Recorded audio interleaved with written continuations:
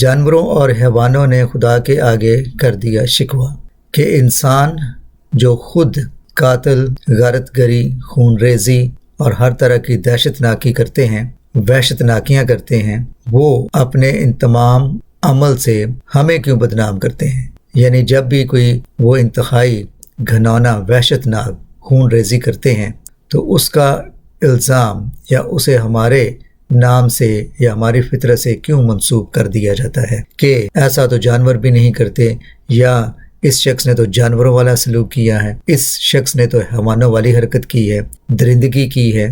ہم یہ پوچھتے ہیں کہ ہم نے بحیثیت جانور کبھی کسی کو نہ زندہ جلایا ہے اور نہ ہی کبھی کسی کو بغیر وجہ سے اس کی خون ریزی کی ہے۔ جو جانور پودے اور سبزی خور ہیں، ہریالی کھاتے ہیں، گھاس کھاتے ہیں، وہ اپنی خوراک سے مطمئن ہیں۔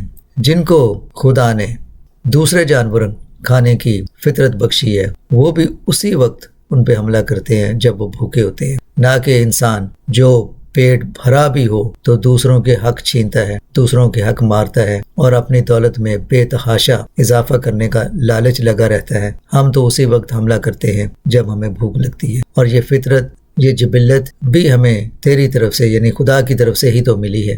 تو پھر انسان جب اپنے ہی ساتھی انسان کی خون ریزی کرتے ہیں، اس کا گلا کاٹتے ہیں، اسے زندہ جلاتے ہیں، تو پھر اسے ہمارے ساتھ کیوں منسوب کرتے ہیں کہ یہ حیوانیت ہے، یہ جانوروں جیسا سلوک ہے، یہ درندگی ہے؟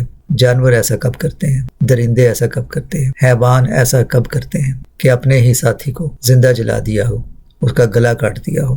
ہم نے تو کبھی نہیں کہا کہ انسانوں والا سلوک کیا ہے، یہ فطرت تو انسانوں کی ہے جسے ہمارے ساتھ منسوب کر دیا جاتا ہے۔ کتنے ہی افسوس کی بات ہے کہ انسان اس قدر ظالمانہ حرکت کرتا ہے اور پھر اس کا الزام اور اس فطرت کا الزام جانوروں کے ساتھ کمپیئر کر دیتا ہے۔ جانوروں جیسی حرکت کی ہے، جانور ایسے نہیں کرتے۔ جانور محبت کرتے ہیں، پیار کرتے ہیں، صرف اسی وقت اٹیک کرتے ہیں جب وہ خود کو خطرے میں محسوس کریں یا اس بات کا انہیں احساس ہو کہ کوئی ان پہ حملہ آور ہونے والا ہے۔ ایک سانپ کے بارے بھی کہا جاتا ہے کہ اگر وہ جا رہا ہو اور اس سے جانے دیا جائے، اس کے ساتھ کوئی چھیڑخانی نہ کی جائے، تو وہ بھی چپ کر کے چلا جاتا ہے، وہ بھی اسی وقت حملہ کرتا ہے، وہ بھی اسی وقت کاٹتا ہے جب وہ محسوس کرتا ہے کہ اس کی اپنی جان خطرے میں ہے یا اس پہ کوئی حملہ آور ہو سکتا ہے۔ خطرناک سے خطرناک جانور بھی ایسا نہیں کرتا جیسا انسان کرتے ہیں۔ دوسرے انسان کا گلا کاٹنا، اسے اذیت کے ساتھ مارنا، اینٹوں پتھروں کے ساتھ،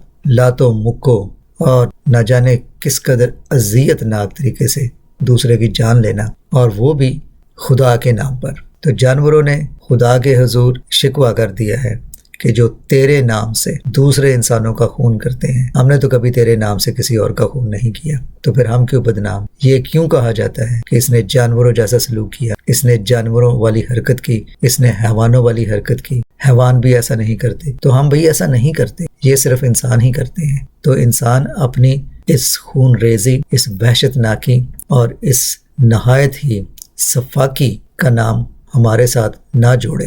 جانور ایسا نہیں کرتے، پرندے تو کبھی انسان کے پاس آتے بھی نہیں ہیں، کیونکہ وہ جانتے ہیں کہ انسان کی فطرت کتنی گھناؤنی اور کتنی خون ریز ہے، اسی لیے وہ انسان سے دور رہتے ہیں۔ دانہ بھی ڈالے تو دور رہ کے ہی انتظار کرتے ہیں کہ جب یہ دانہ ڈالنے والا بھی یہاں سے چلا جائے تو ہی دانہ چگتے ہیں، کیونکہ وہ معصوم انسان کی فطرت سے واقف ہیں۔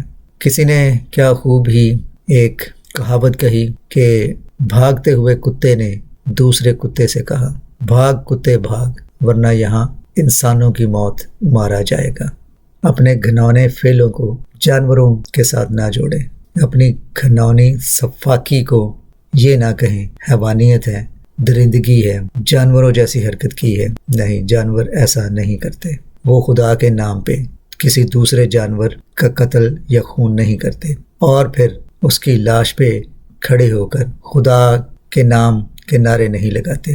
خدا را جانوروں کو بدنام نہ کرے، اپنی صفاکی اور اپنی وحشت ناکی کو اپنا انسانیت کا نام ہی دیں، کیونکہ انسانیت اب اسی کا نام رہ گیا ہے۔